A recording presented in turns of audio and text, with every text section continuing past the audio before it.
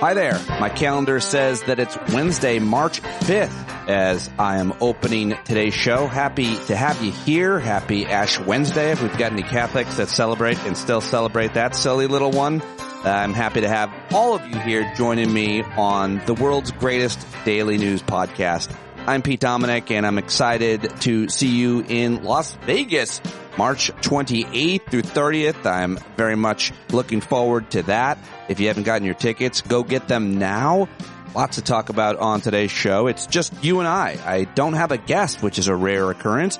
I always have a guest, but sometimes things happen. There was a cancellation, a last-minute cancellation, and here I am with you to cover everything that happened yesterday in the world and in news. So I've got your headlines. I've got a whole bunch of sound for you, reactions to last night's disastrous speech in Washington, D.C., where Trump addressed a joint session of Congress, and it was as bad as you can imagine, if not worse. So let's get to it and after it by starting with the headlines that I've gathered for you first, and then I'll get to those clips.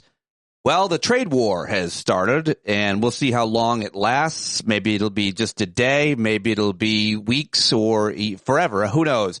But Canada and China retaliated yesterday against Trump's ill-advised, awful, terribly damaged tariffs. Governments of Canada and China condemned the sweeping tariffs imposed yesterday by the Trump administration. They both immediately imposed retaliatory measures, as you knew they would. Also, the president of Mexico, Claudia Sheinbaum, said her country would also announce countermeasures if the U.S. tariffs, which have upended global markets, are still in place on Sunday. See, she's a little smarter than maybe the Canadians and the Chinese by saying, I'm going to wait a couple days to see if he is going to call his own bluff. I'm calling his bluff. The trade measure is perhaps the most significant economic gamble, says the New York Times, that Trump has made. He's offered a confusing mix of reasons, leaving America's biggest trading partners baffled and angry. You'll hear from the Canadian Prime Minister Justin Trudeau coming up.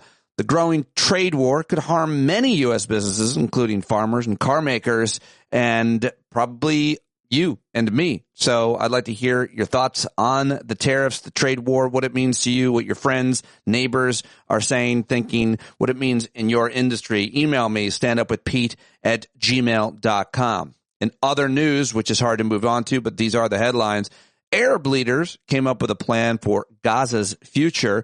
They endorsed their own vision for Gaza's post-war future yesterday at an emergency summit in Cairo that was held in response to Trump's plans to clear out the enclave. An Egyptian plan called for spending $53 billion to rebuild Gaza, leaving residents in place, but not the Hamas government. Well, how are they going to do that? In a related story, the Israeli military said it had killed a Hamas military commander in the West Bank.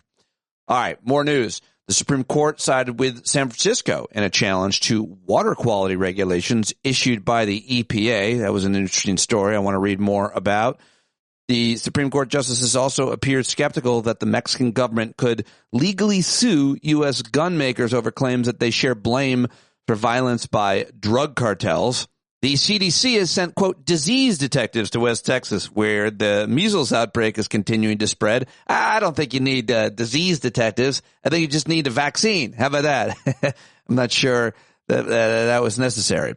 The world's largest iceberg has come to a halt near the island of South Georgia in the South Atlantic Ocean. I'm not sure what that means, but it's got to be some kind of symbolism there. Probably not best to look at your investment portfolio right now. The S&P fell 1.7% yesterday, officially erasing all the gains it had accrued since Donald Trump was declared winner of the 2024 presidential election in November. A total of $3.4 trillion in value has now been wiped out since November 6th, the day after the election was held, according to data from Bloomberg. So, yeah, you might want to give that about 3 years. The Senate voted yesterday on a party line basis to confirm Linda McMahon as education secretary to lead the Department of Education that Trump has instructed her to just dismantle and eventually close. I'm following that one very closely. I'm sure everybody in public education or has a child in public education is as well. The Defense Secretary, Pete Hegseth, yesterday continued his efforts to revive Confederate names of military bases because he doesn't have anything else, apparently, to do, which is just too hard to even comprehend, but also very symbolic of why we are at where we're at in this country today. He announced yesterday that he's renaming Fort Moore, whose previous name honored the Confederate General Henry Benning. The base, which is in Georgia, will now be called Fort Benning again. And the Associated Press is asking a federal judge for a second time to immediately restore its access to presidential events, arguing that the Trump White House has doubled down on retaliating against the news outlet for its refusal to follow the president's executive order that renamed the Gulf of Mexico. Also, Trump's pick as NATO ambassador reassured senators at his confirmation hearing on Tuesday that the Trump administration's commitment to the military alliance was ironclad. So maybe we're still going to stay in NATO. Who knows? And here's four more quick headlines. I want to thank my friend Kristen Lipsky for sending these yesterday. I love when listeners gather and send headlines because I definitely missed a couple of these. She sent this on the national parks from the National Parks Conservation Association. Park Group warns of dismantling of the National Park Service. It would quite simply and astonishingly, this is dismantling the National Park Service as we know it, ranger by ranger and brick by brick. The Trump administration planning to terminate National Park Service leases and shutter 34 offices across the country that function as visitor centers, law enforcement offices, museums, and hubs for critical park services. So that's a depressing and terrible story. In a related one, Trump is ordering swaths of U.S. forests to be cut down for timber. I didn't see this, Kristen. Thank you. President's move to expand tree cutting across 280 million acres evades rules to protect endangered species, of course. The Wall Street Journal reports Trump threatening to pull funding from universities over protests. This was a big story yesterday that I almost missed. President Trump threatened to take away federal funds from universities that allow what he calls illegal protests, a move legal experts would say would obviously violate the First Amendment.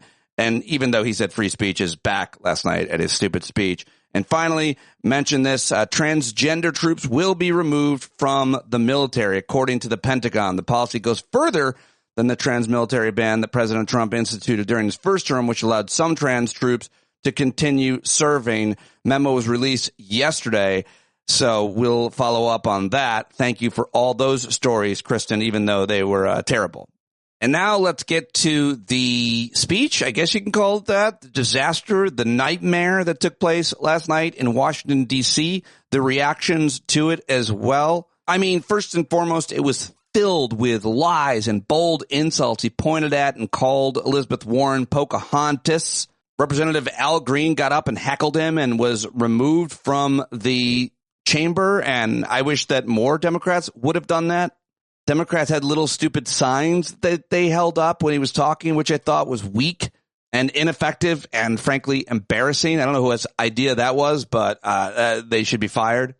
Pete Buttigieg, who was on Colbert last night, Colbert and Jimmy Kimmel were both live, said that what Trump said last night about Social Security payments, all these lies that he's just been make up, have been repeatedly debunked. So the question isn't whether he's lying about this. The question is why. What is this a pretext for?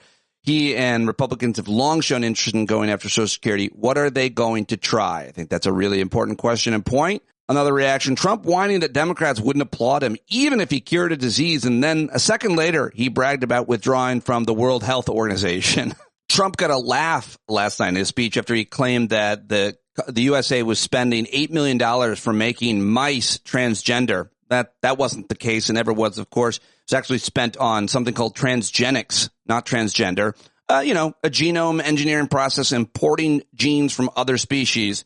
So complete bullshit and something that might save and cure diseases. Another reaction, no, I didn't watch the State of the Union address last night. I don't speak Russian. Predictably, he lied about everything. Al Green got thrown out. Some other Dems walked out. State of the Union now over, back to fighting. It was a complete waste of breath.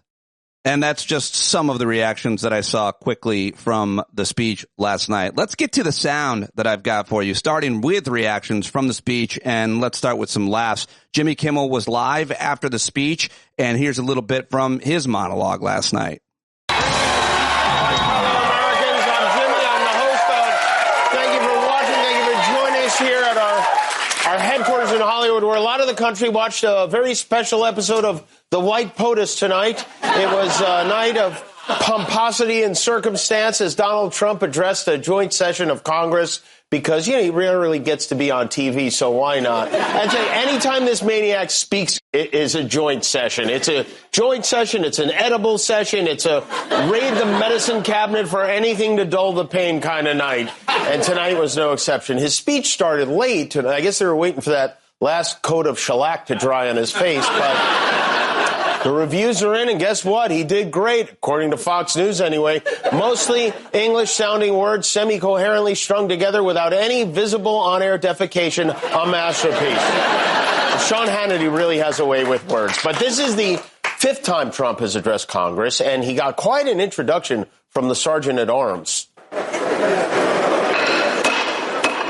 Mr. Speaker, members of Congress, please welcome Diaper Donnie, Man Boot Mussolini, Captain Bone Spurs, Mar-a-Lardo, the notorious P.I.G., General Von Schitzenpants, Putin's Pork Bucket, His Flatulency, the President of the United States, Donald Jellybelly Trump.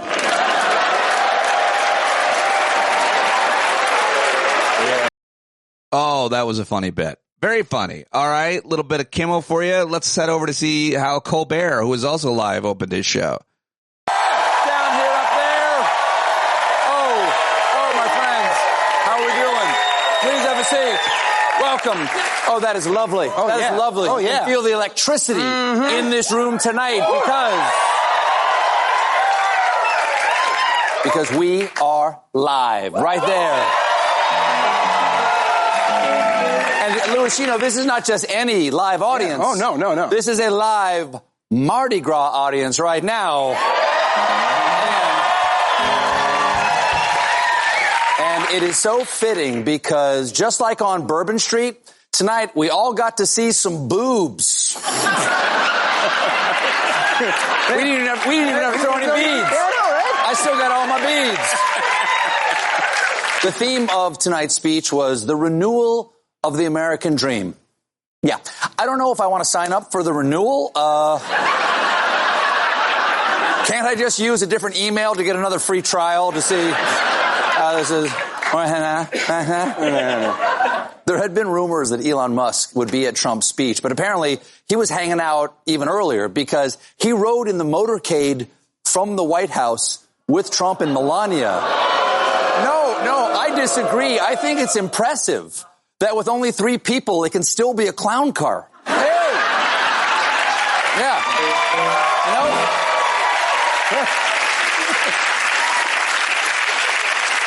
Many women on the Democratic side showed up dressed in fuchsia. It's the kind of bold protest that says, this is a test print and your magenta cartridge is working.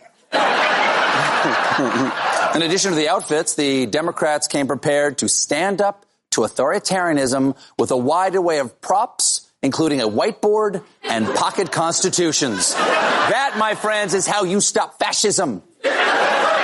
In the immortal words of Martin Niemöller, first they came for the trade unionists, and I pulled out a pink blazer and a mimeograph. Take that, Adolf. Put him up.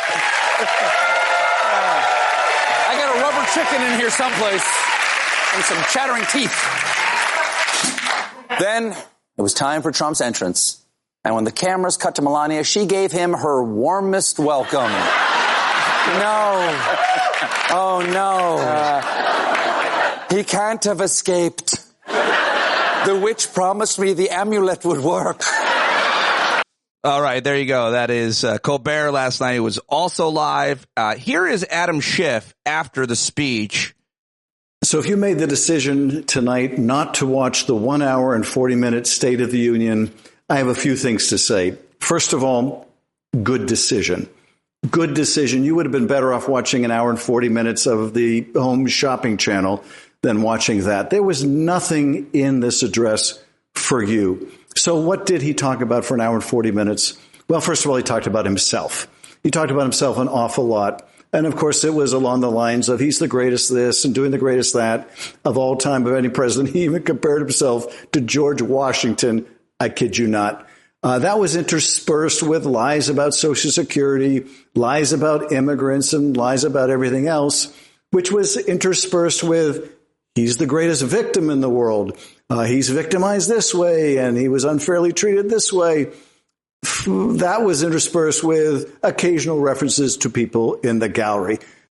There were occasional instances of unintended humor, such as when he attacked unelected bureaucrats, not realizing, of course, that the biggest unelected bureaucrat was sitting in the gallery, and that was Elon Musk.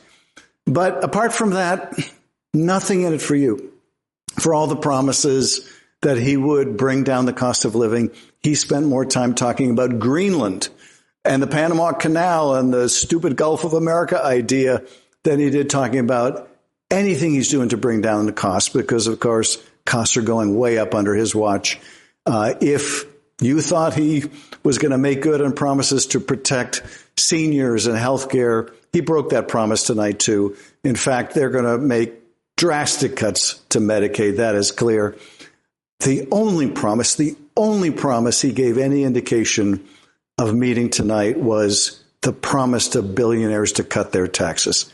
That is evidently the only thing he's really committed to doing. So if you did something else for the last hour and 40 minutes, I salute you. Good decision.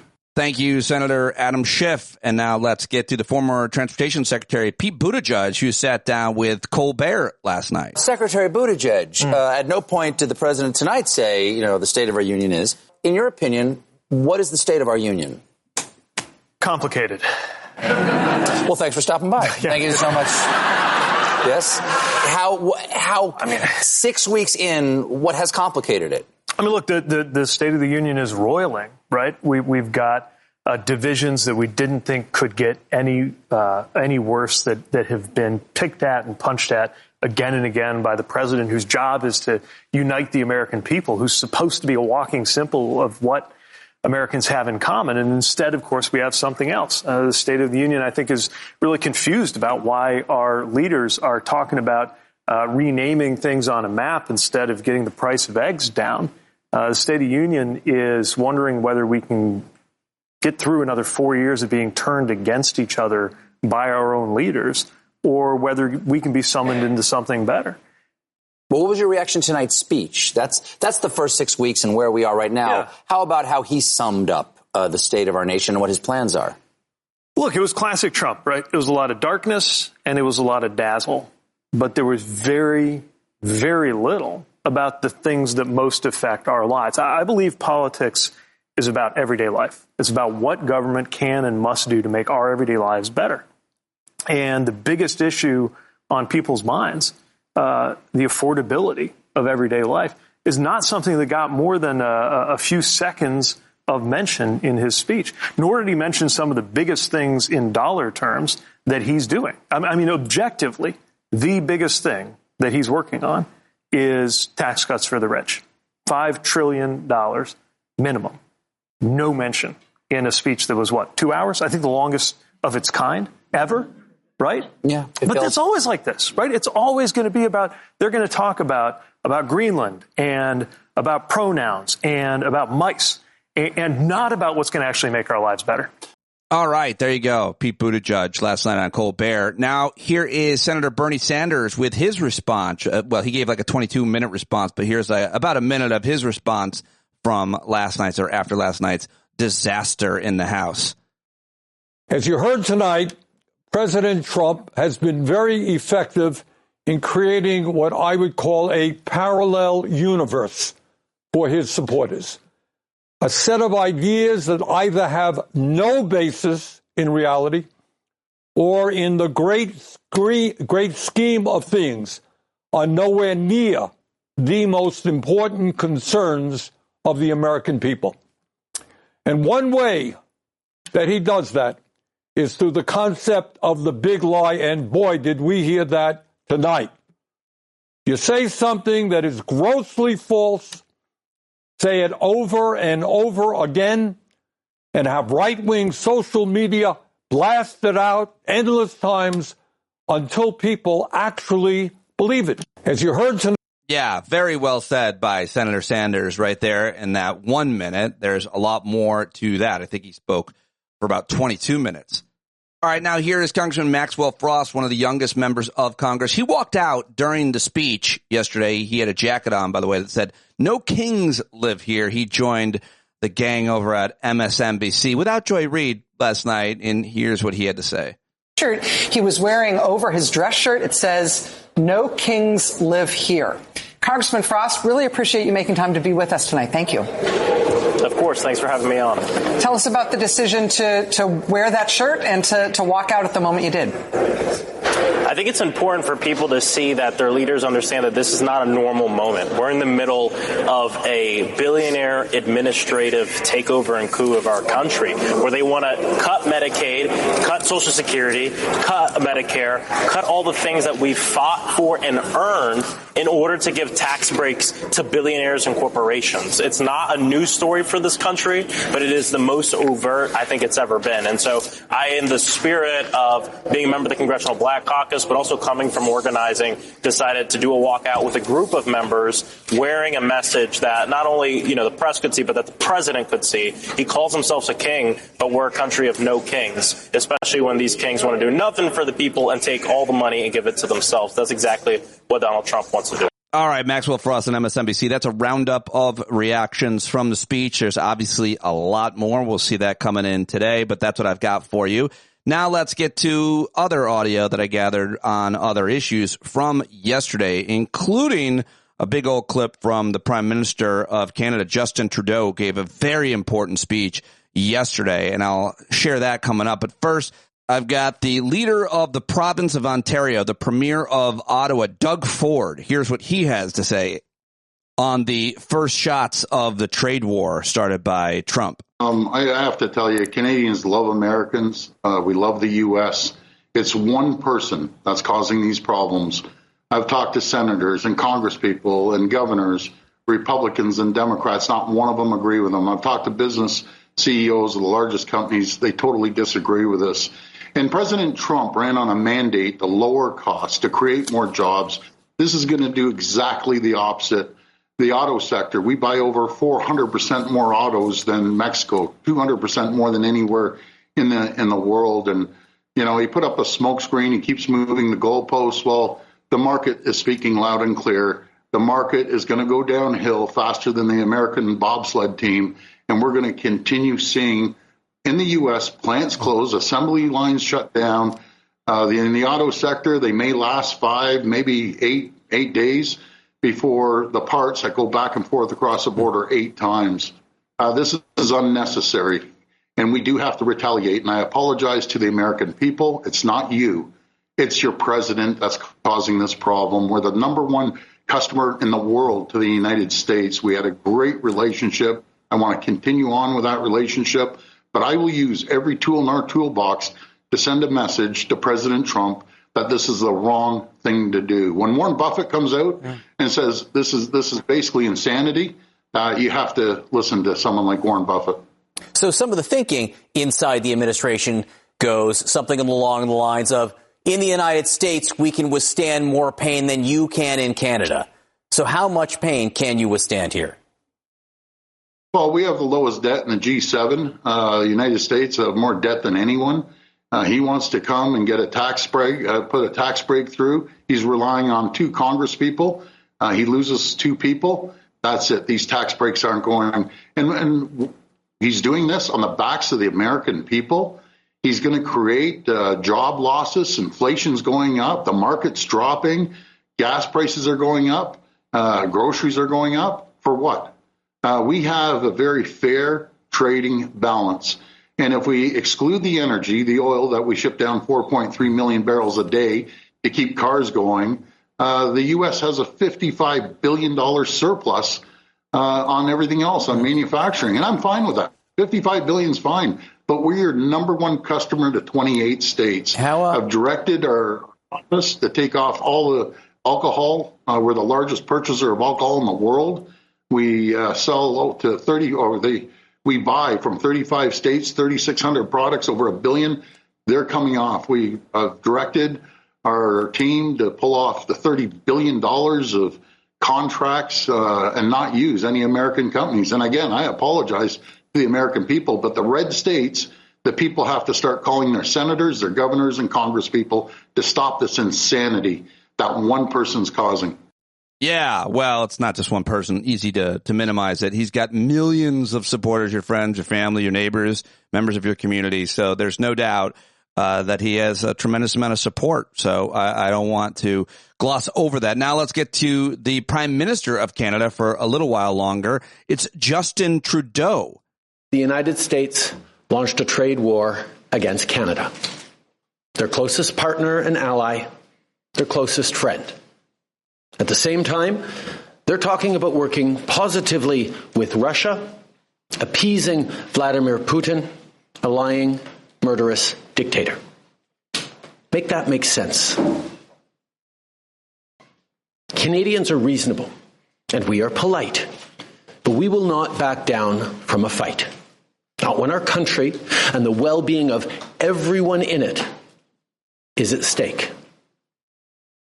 At the moment, the U.S. tariffs came into effect in the early hours of this morning, and so did the Canadian response.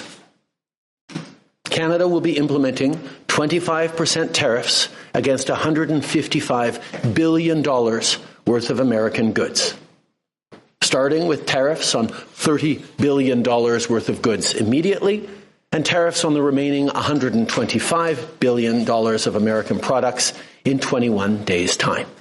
All right. Well, that's just the beginning of it. I've got a longer segment coming up for you. And as I go through and edit these clips and try to share, I always say, well, I'm going to play as much of it as I was interested in. And I didn't get bored or stop being interested or engaged in Prime Minister Justin Trudeau's speech the whole time. So I'm going to give you another 6 or 7 minutes of it. If you want to skip it, you can. But here it is. Challenging these illegal actions by filing dispute resolution claims at the World Trade Organization and through the USMCA.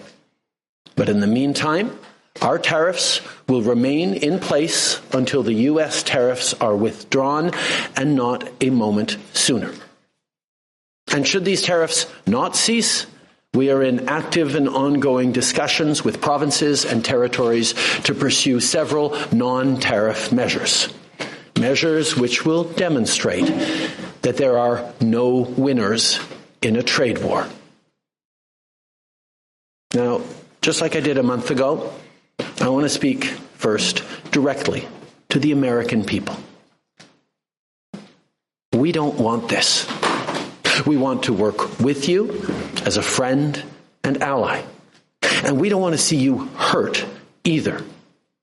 But your government has chosen to do this to you. As of this morning, markets are down, and inflation is set to rise dramatically all across your country. Your government has chosen to put American jobs at risk, at the thousands of workplaces that succeed because of materials from Canada or because of consumers in Canada, or both. They've chosen to raise costs for American consumers on everyday essential items like groceries and gas, on major purchases like cars and homes, and everything in between.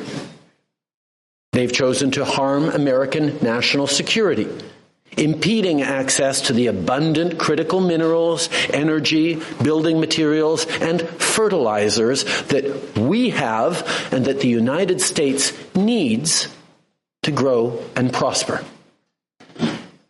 They've chosen to launch a trade war that will, first and foremost, harm American families. They've chosen to sabotage their own agenda that was supposed to usher in a new golden age for the United States. And they've chosen to undermine the incredible work we've done together to tackle the scourge that is fentanyl, a drug that must be wiped from the face of the earth. So on that point, let me be crystal clear. There is absolutely no justification or need whatsoever for these tariffs today. Now, the legal pretext your government is using to bring in these tariffs is that Canada is apparently unwilling to help in the fight against illegal fentanyl.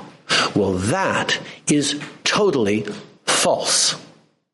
Let's look at the facts. Our border is already safe and secure. Far less than 1% of fentanyl flows and less than 1% of illegal crossings into the United States comes from Canada. But we acted because we know we can always do better. We responded to concerns, including from the president, by implementing an ambitious $1.3 billion border plan. A border plan that includes generational investments in new AI and imaging tools to stop the flow of fentanyl in its tracks, stronger coordination and information sharing with American agencies, along with the deployment of drones, helicopters, and additional personnel to keep our border secure. Now, a month ago, as part of an agreement with the United States that paused the tariffs, we made further commitments. We appointed Kevin Brasseau as our fentanyl czar, a man who dedicated his multi-decade career in law enforcement to combating organized crime networks and drug trafficking. We designated 7 drug cartels, sick, evil groups who cynically profit off the pain and suffering of people on both sides of the border, as the terrorist organizations that they are. And just yesterday, we launched a new joint operations partnership supported by a $200 million investment between Canada's security and law enforcement agencies, a partnership that will enhance the coordination of information and intelligence in order to thwart criminal gangs involved in the illegal fentanyl trade. And critically, our actions are working.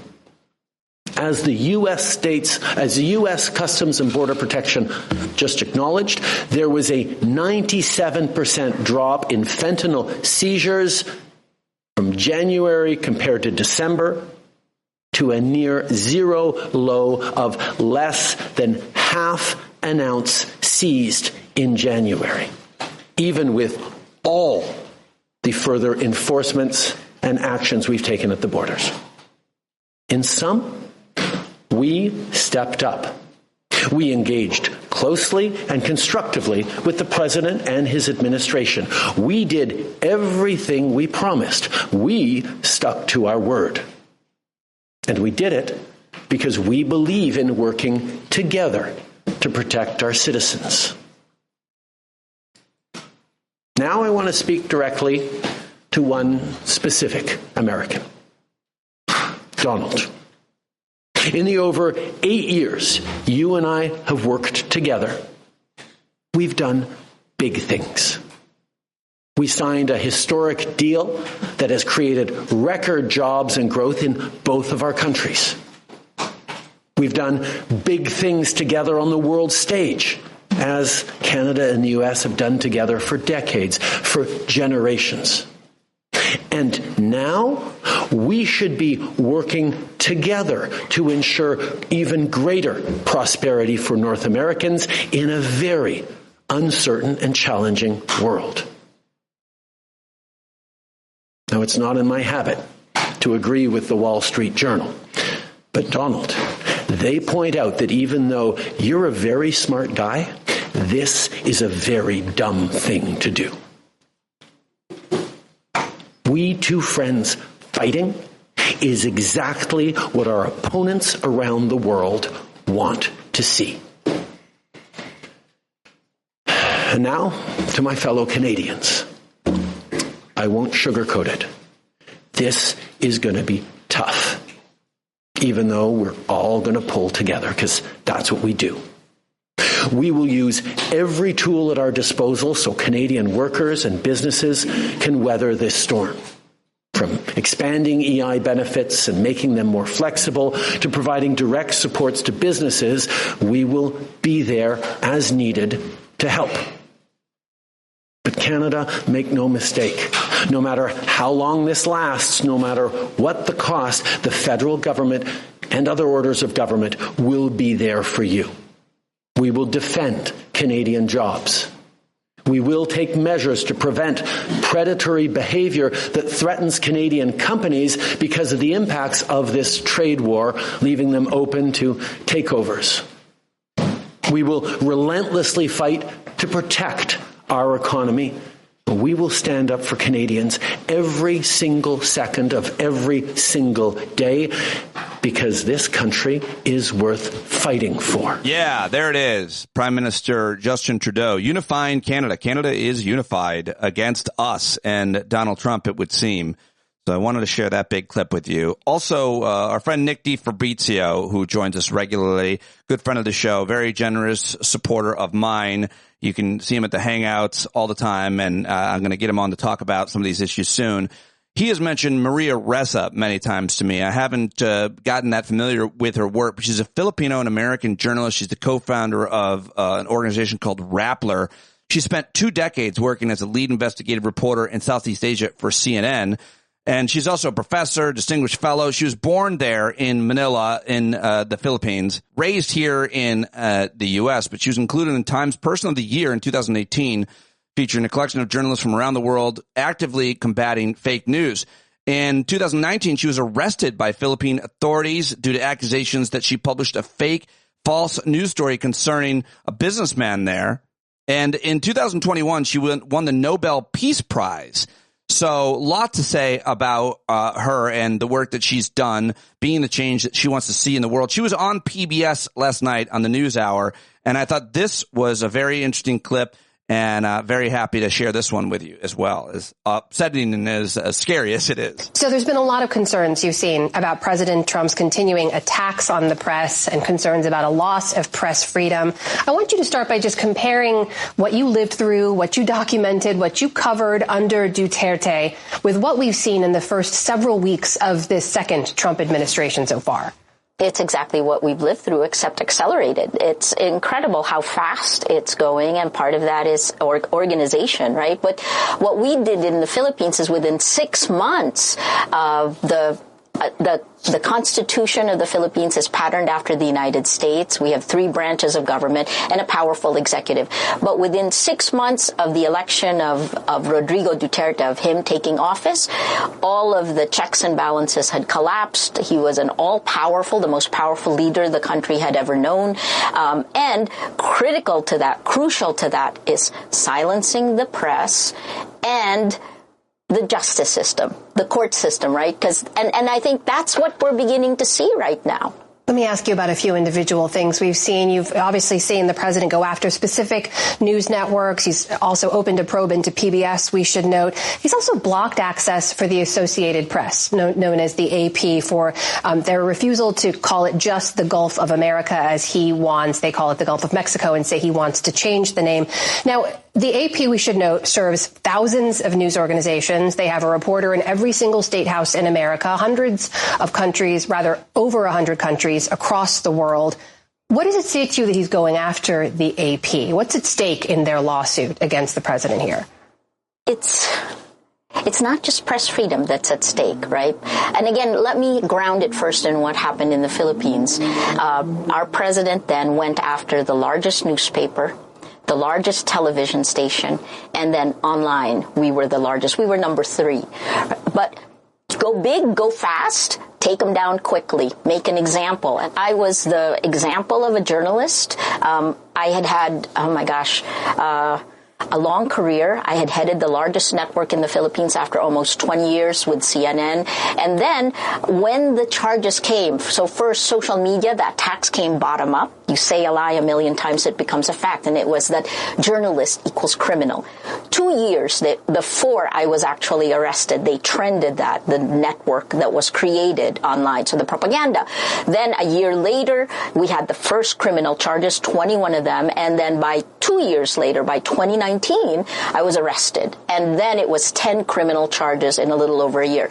Look, what you're seeing is death by 1,000 cuts of democracy. This is exactly what I had written about in the book. And originally, I was speaking to Filipinos, but it is a cautionary tale for every democracy where technology is the spark that allows populism to become authoritarianism and to shift over. I think we're seeing this now.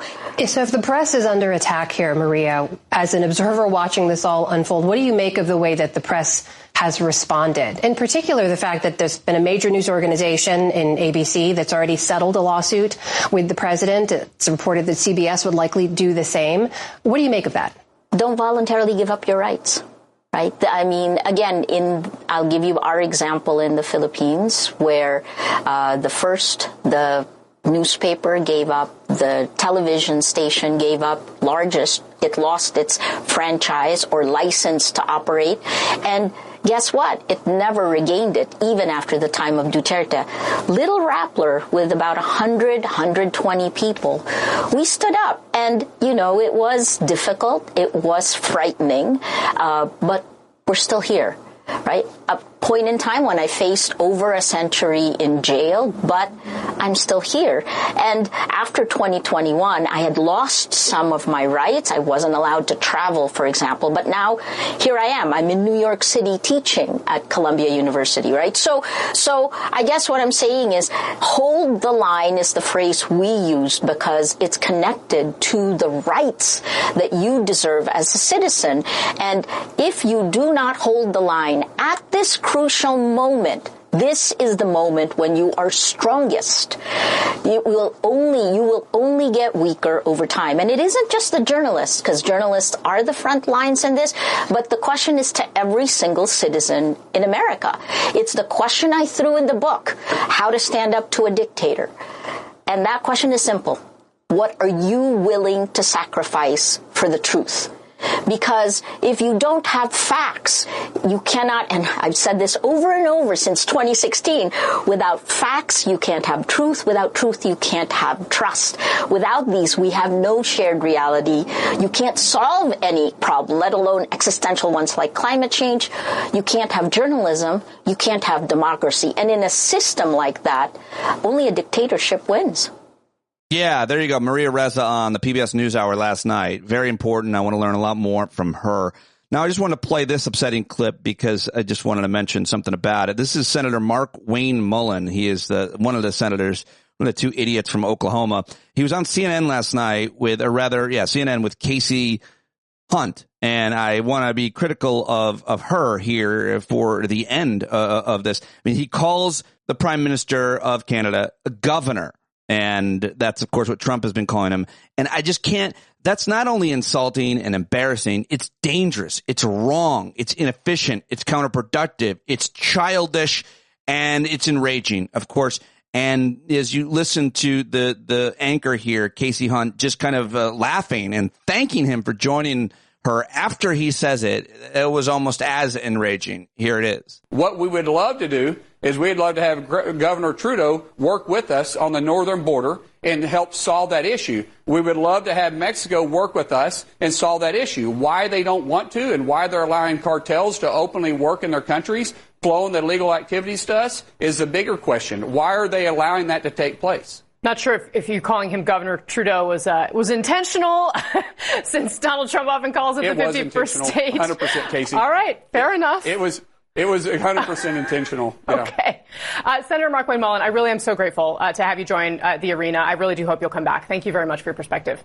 I mean, thank you for your perspective. I hope you come back and laughing while he calls him fair enough. It's not fair enough. It was horrible. It was absolutely egregious for him to say that. It's not okay, and she's normalizing it, and it really made me upset, so I just wanted to play it and say that, because I'm sure if anybody else hears that, they would feel the same way.